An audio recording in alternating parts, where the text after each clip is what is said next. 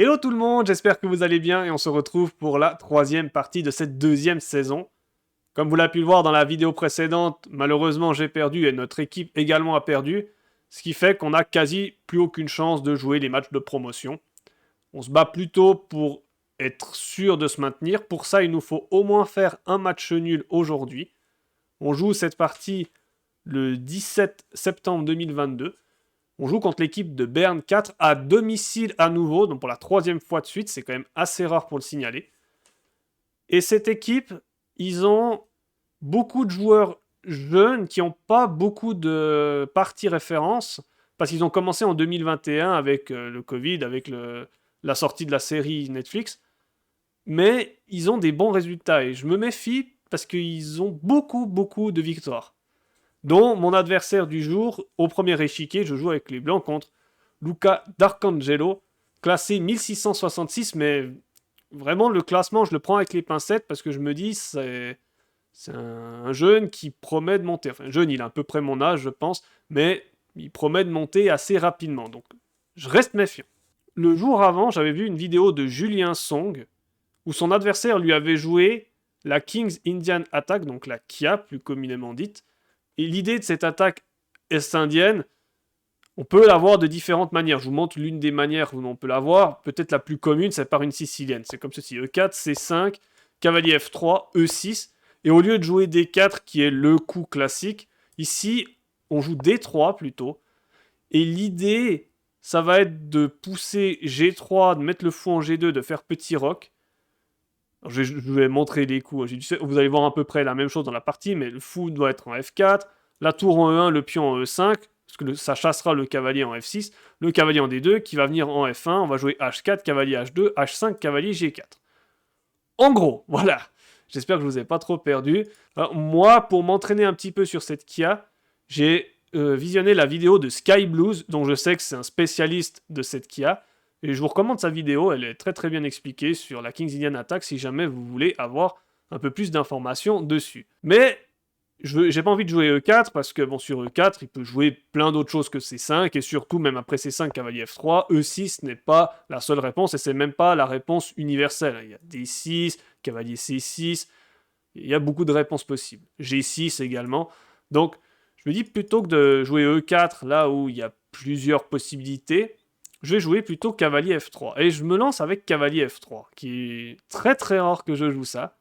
Alors, je me dis pas qu'il a pu se préparer contre moi, parce que j'ai très peu de parties dans la base de données, mais voilà, c'est aussi l'envie de changer un petit peu, de voir si je peux affiner mon répertoire. Et l'une des manières d'arriver à cette attaque est-indienne, c'est si les noirs jouent D5, G3, cavalier F6, fou G2, E6, petit roc, fou E7, D3, petit roc.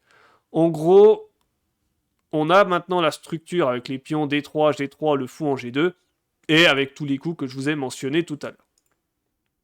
Sauf qu'après cavalier F3, il me joue cavalier F6, qui est souvent la réponse des joueurs qui n'ont pas l'habitude de voir cavalier F3 sur l'échiquier. C'est également ma réponse, hein, je vous rassure. Je joue G3 et il joue G6. Du coup, il joue la variante symétrique.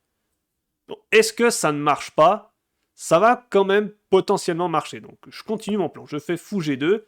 Il fait fou G7, petit roc. Jusque-là, c'est très classique. Et là, le premier coup un petit peu surprenant, on pourrait se dire D4, C4 pour essayer de prendre le contrôle du centre. Ça ferait une structure catalane. Mais non, moi je joue tour E1. Tour E1 qui est surprenant, c'est quoi l'idée? L'idée, c'est de pouvoir pousser E4, puis E5. J'ai vraiment envie d'aller chasser ce cavalier. Il joue D5, qui était le coup que j'avais prévu, bien évidemment, et je joue D3. Et là, mon adversaire réfléchit déjà une première fois. Il va prendre une bonne dizaine de minutes pour jouer son coup. Et il va finalement jouer le coup fou G4. Et je vois fou G4, je dis ok, c'est ça la petite subtilité. Du coup, vu que le pion n'est pas en E6, il peut sortir le fou. Et du coup, vu que la structure sera sur case blanche, il va pouvoir se débarrasser de son mauvais fou. Donc c'est pas mal joué stratégiquement de sa part. C'est un petit peu embêtant pour moi parce que je peux pas envoyer 4 tout de suite. Parce que là, je m'auto-cloue. Et surtout, il peut déjà échanger les dames s'il veut. D prend, dame prend. Il peut même gagner le pion E4 à la fin. Ça va pas du tout. Donc je peux pas jouer E4. Donc je dois trouver une autre idée.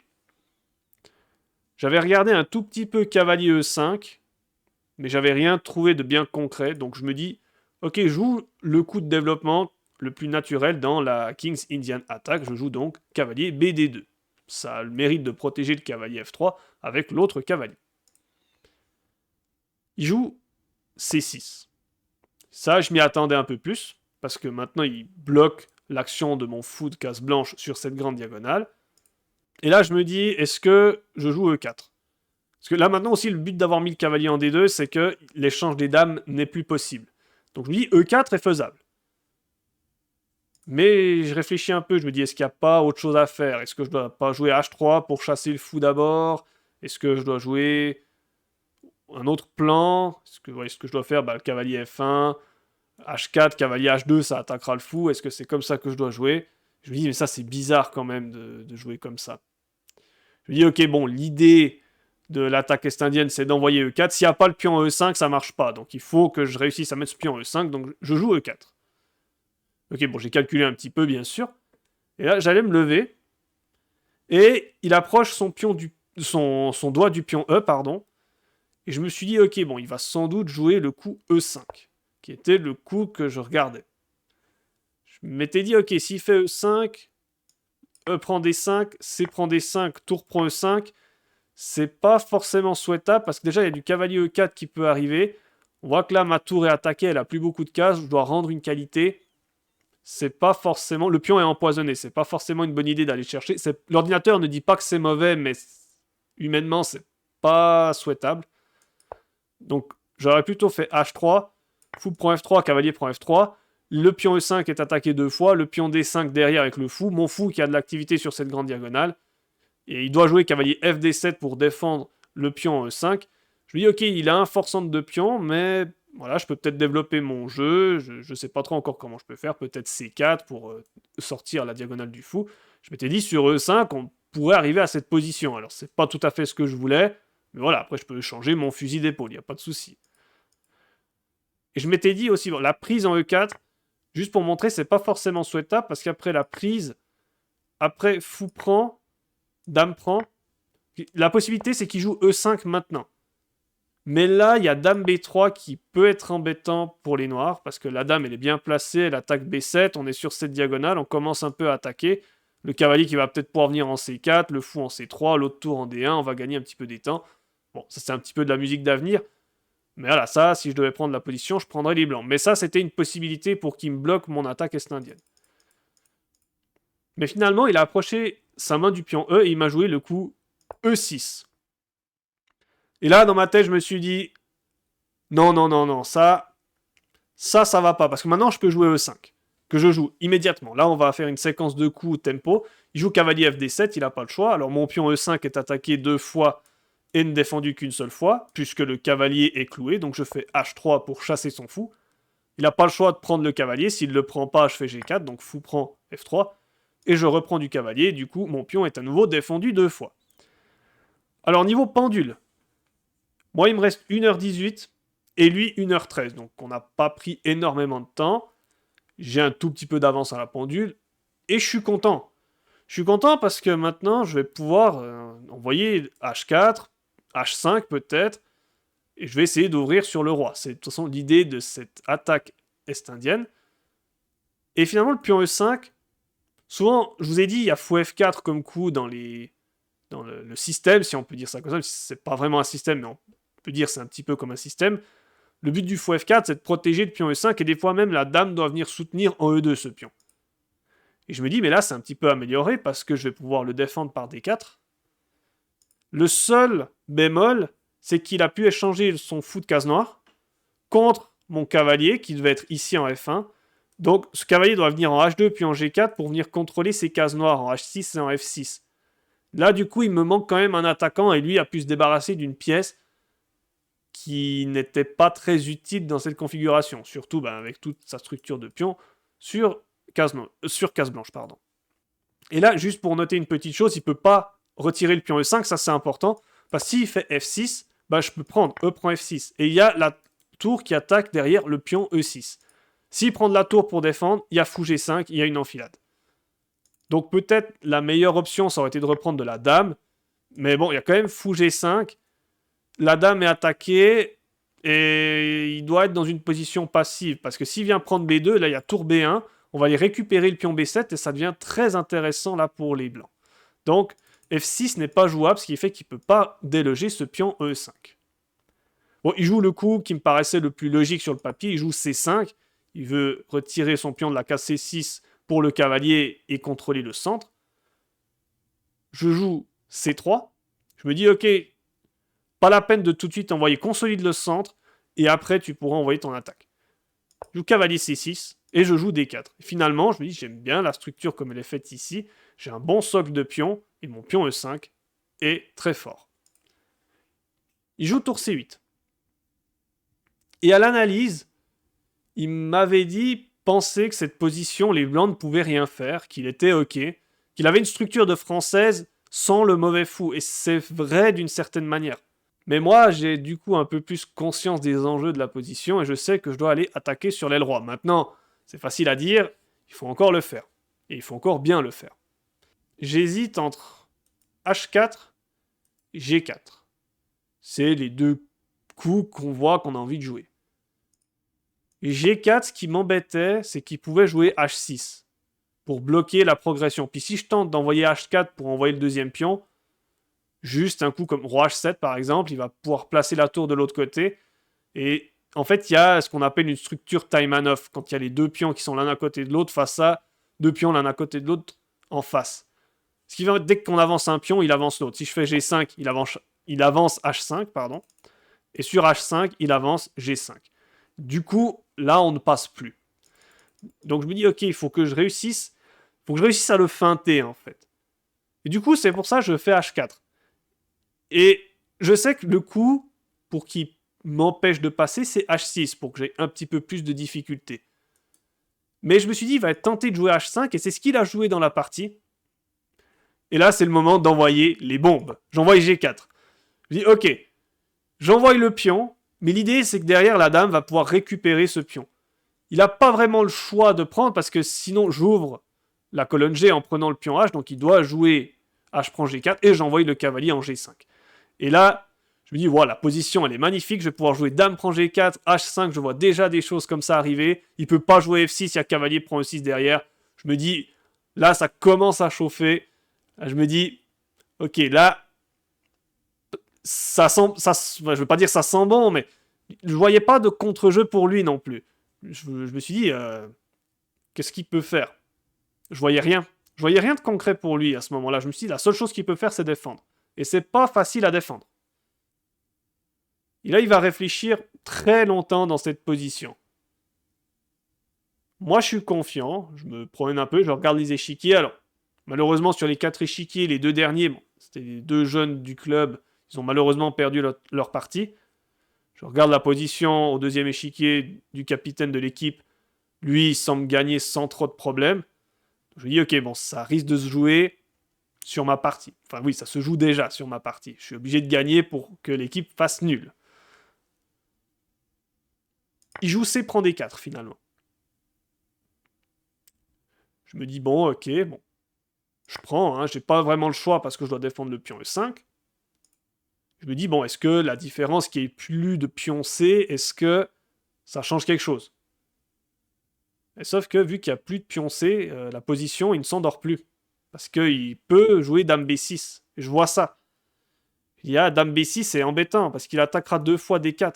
Je me dis, sur dame B6, je peux pas aller encaisser le pion G4 parce qu'il a dame prend D4. Je suis quasi contraint d'échanger les dames. Le pion E5 maintenant devient une grosse faiblesse. Et sans les dames, j'ai aucune chance d'aboutir à quelconque attaque. Donc ok, je peux pas prendre le pion G4 s'il fait dame B6. Je me dis ok, donc il faut que je trouve quelque chose sur dame B6.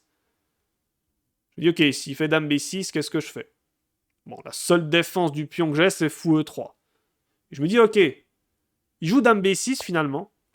Et je fais fou E3. Je me dis, bah vas-y, viens chercher B2. Si tu viens chercher B2, bah j'ai tour B1. Tour, dame prend A2, tour prend B7. Ma tour, elle s'incruste et ça devient compliqué pour toi à nouveau de défendre. Là, je rajoute une pièce d'attaque qui était en A1 2 coups auparavant, qui était inactive. Ok, donc je donne un pion, mais j'y vais pour l'activité. Vraiment, je me suis dit, j'envoie tout pour l'activité.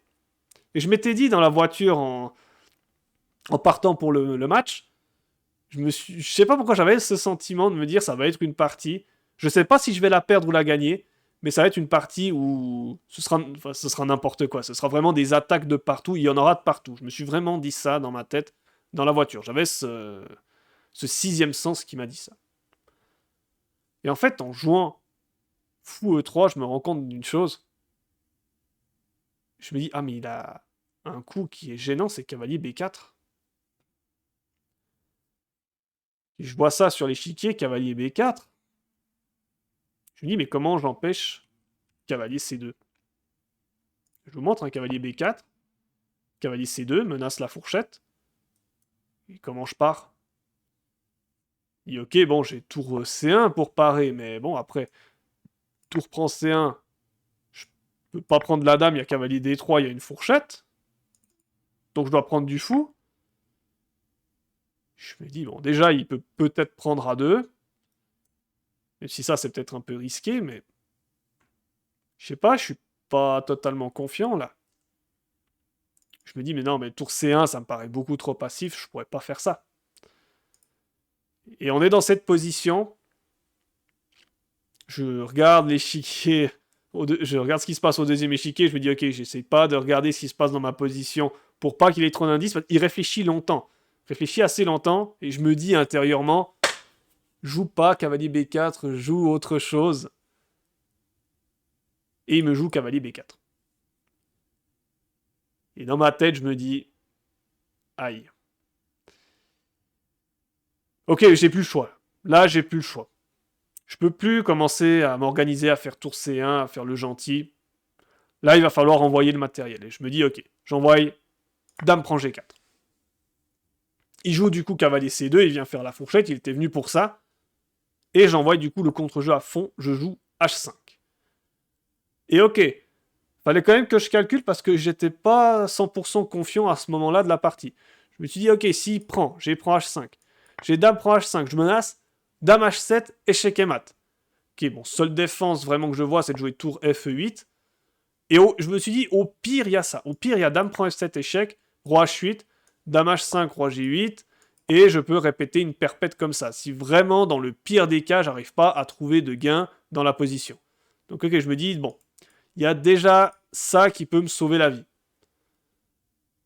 Je me dis, ok, il peut peut-être prendre en E1. Mais s'il prend E1, je suis un petit peu obligé de jouer tour prend E1 quand même, parce qu'il m'élimine une pièce qui est pas mal placée, la tour E1. Puis son cavalier est quand même assez proche des rois, il pourrait prendre le fou G2, donc je suis un petit peu obligé de jouer tour E1.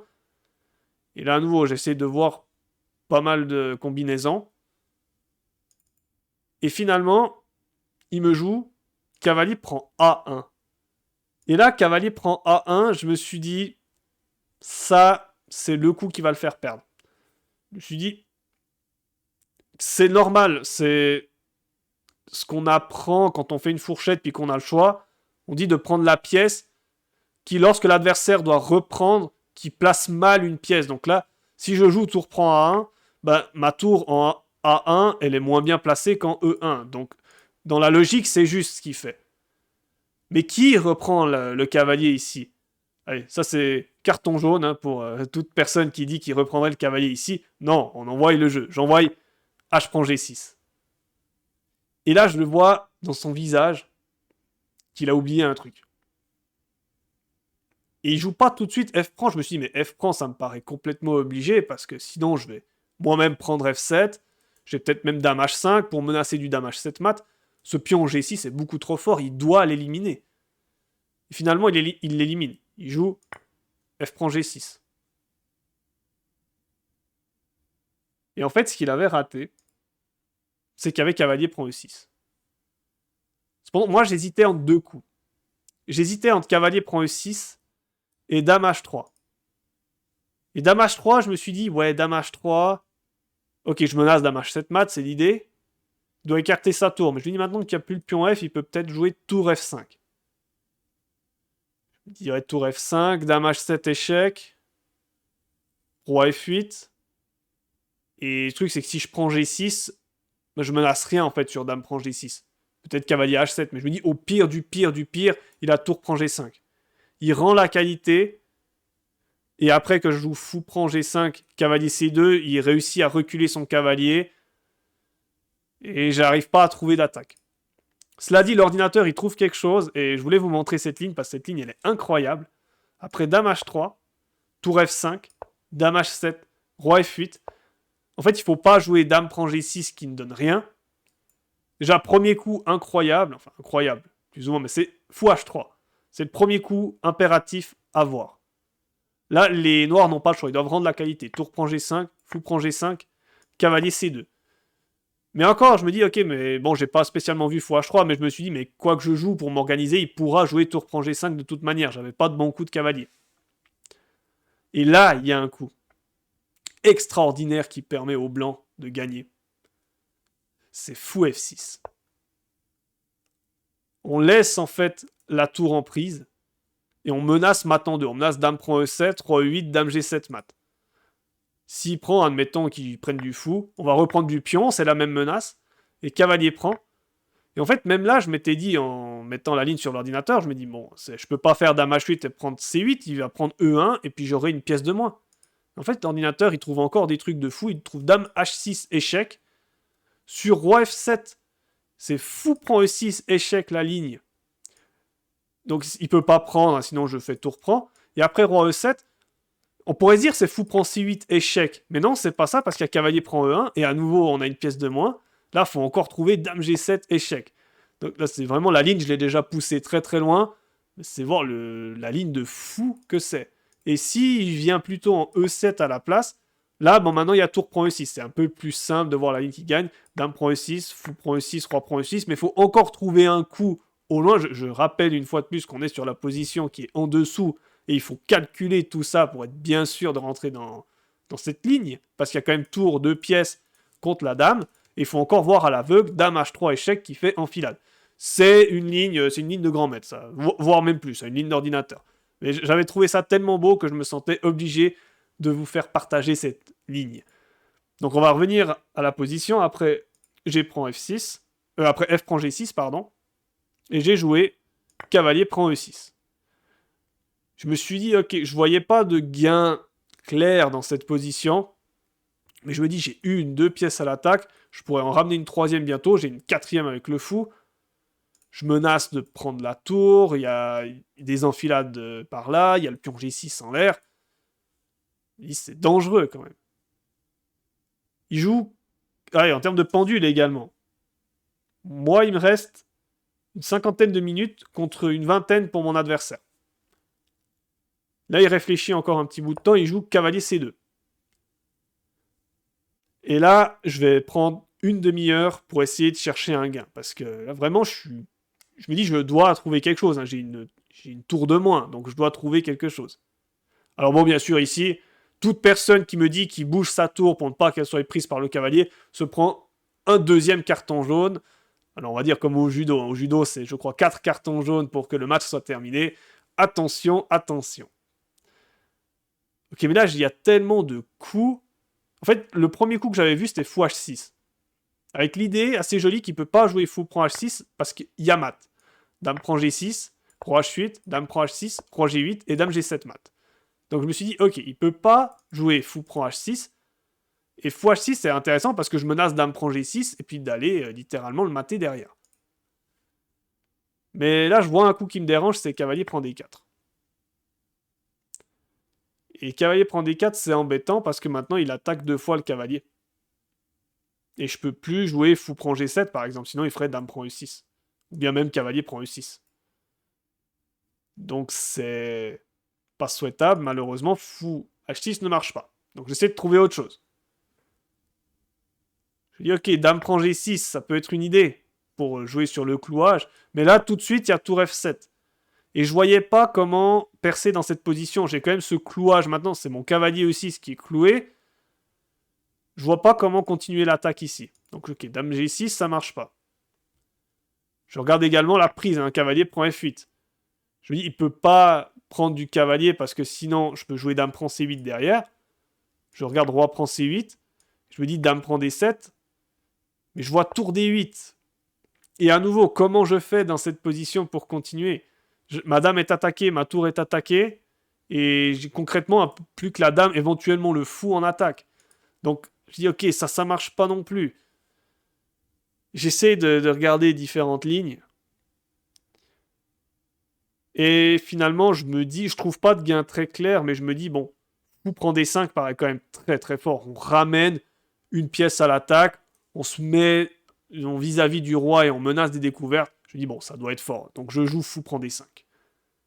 Et là, je me dis, bon, il y a 3 pièces immédiates à l'attaque, une quatrième avec le fou. Il m'avait dit à l'analyse qu'il avait regretté de ne pas jouer dame à 5 dans cette position, avec l'idée sur dame à 5 d'attaquer la tour et d'attaquer le fou. En se disant, bah, si je bouge le cavalier, bah, il peut prendre le fou. Mais sauf qu'il y a cavalier, c'est 5 échecs, et ça coupe la connexion de la dame sur le fou. Et après, quand je me dis juste une ligne, tour F7, fou prend F7, il peut pas venir sur la colonne H, parce que s'il vient en H8 ou en H7, il y a dame H4 échec, fou H6, dame prend H6 mat, le fou soutient la dame. Donc il doit plutôt partir de l'autre côté. S'il prend F7, il y a dame prend D7 échec, et puis c'est perdu. Et s'il vient en F8, là, j'avais pensé à juste tour E2 comme coup simple. On écarte la tour de l'attaque, on menace le cavalier. Et là, dans cette position, on a récupéré la tour de moins, il y a 2 pions de plus et une attaque complète sur le roi. Donc, c'est complètement gagnant pour les blancs. Et s'il prend la tour, bah, il va en fait au-delà de sérieux problèmes parce qu'il y a cavalier D8 échec dans cette position. La même idée que j'ai dit tout à l'heure, il ne peut pas aller sur la colonne H parce que c'est dame H4 échec avec le même mat que tout à l'heure. Donc il doit jouer tour F7, il n'a pas le choix. Et là, l'idée, c'est pas de jouer fou prend F7 et de faire échec, mais plutôt de jouer cavalier prend F7. On maintient ce vis-à-vis et cette découverte désagréable pour les noirs. On menace également le cavalier en D7 et il y a la tour C8 derrière. Et en fait, il n'a pas de bonne manière de contrer cette découverte. Déjà, il y a cavalier D6 échec, menace de gagner la tour C8 derrière. Et l'ordinateur trouve rien, il trouve pas de défense. Et ça, c'est important, il n'y a aucune contre-attaque à ce moment-là. Ça, c'est important de calculer également. Et finalement, il joue cavalier prend E3 dans cette position. Il se dit, ok, j'élimine ce fou qui était gênant. Maintenant, s'il y a ces découvertes, je pourrais venir sur la colonne H, puisque le fou ne soutiendra plus la dame en H6. Donc, il n'y a plus ces problèmes de maths. Qui, ici, reprend le matériel et prend ce cavalier? Bon, ok, là, vous avez raison, par contre. Et j'ai joué tour prend E3 dans cette position. Parce que là, quand même, il ne faut pas tout donner pour tout donner. Et en fait, son gros problème qu'il a, c'est que, ok, il a éliminé le fou comme attaquant, mais maintenant, il y a la tour qui arrive. Et elle va se régaler, la tour, sur toutes ces colonnes ouvertes et semi-ouvertes. C'est un régal, là. Et le problème qu'il a, c'est ça, j'avais vu, sur tour C1 échec, j'ai juste 3 G2, et malheureusement pour lui, il a absolument aucun contre-jeu. Il peut rien faire. Et ok, je me dis, bon, bah sur tour F7, c'est cavalier G5, je fais double attaque sur la tour qui est clouée, le cavalier D7 qui est attaqué. Ok, bon, là, je pense qu'il peut carrément abandonner. Ok, je voyais ça. Et je voyais pas, en fait, de possibilité pour lui de défendre. Parce que la menace, maintenant, c'est dame prend G6, dame prend G7 mat, et puis d'amener la tour soit en G3, soit en H3, soit même en F3, pour soutenir encore plus l'attaque. Là, il va réfléchir assez longtemps. Il va plus avoir beaucoup de temps, là. Il a plus que 5 minutes, je crois, la pendule. Et il me joue tour F5. Je me dis, ok, je vois pas forcément l'idée. Je me dis, ok, bah j'ai dame prend D6 maintenant, et j'attaque la tour et le fou. Donc il est obligé de jouer tour F7, et finalement, il a joué un coup dans le vide, un coup pour rien.